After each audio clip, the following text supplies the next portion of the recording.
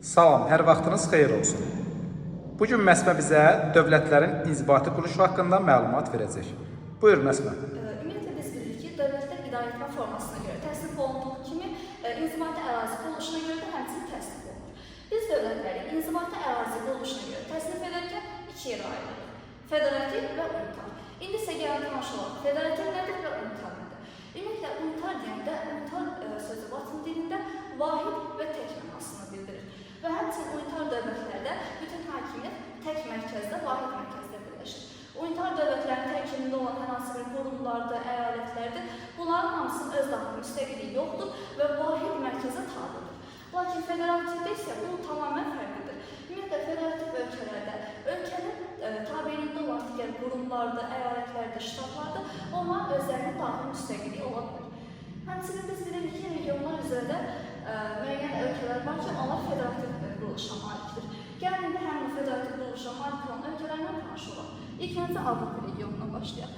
Avropa regionunda biz bura Almaniyanı, Avstriyanı, İsveçrəni, bir də burada Belçikanı, həmçinin burada Bosniya və Hersegovinanı aid edə bilirik. İndi isə Asiya regionuna keçək.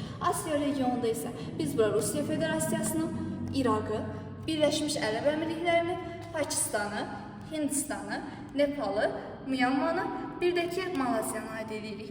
Sonra isə Afrika regionuna keçək. Afrika regionunda isə Nigeriya, Sudan, Cənubi Sudan, Efiopiya və Somali. Daha sonra Şimali Amerika regionunda Kanada, ABŞ, Meksika, hər üç ölkə bunlar federativ ölkə qrupuna aiddir. Daha sonra Cənubi Amerikada Venezuela, Braziliya, Argentina. Bunlar da federativ ölkə qrupuna aiddir və burada Avstraliya və Mikroneziya, bunlar da biz federativ ölkə qrupuna aid edə bilirik. Bir də əlavə qeyd olaraq deyə bilərik ki, Avropa regionundan Belçika, Asiya regionundan isə Birləşmiş Ərəb Əmirlikləri, bir də Myanma həm federativdir, həm də ki, necə?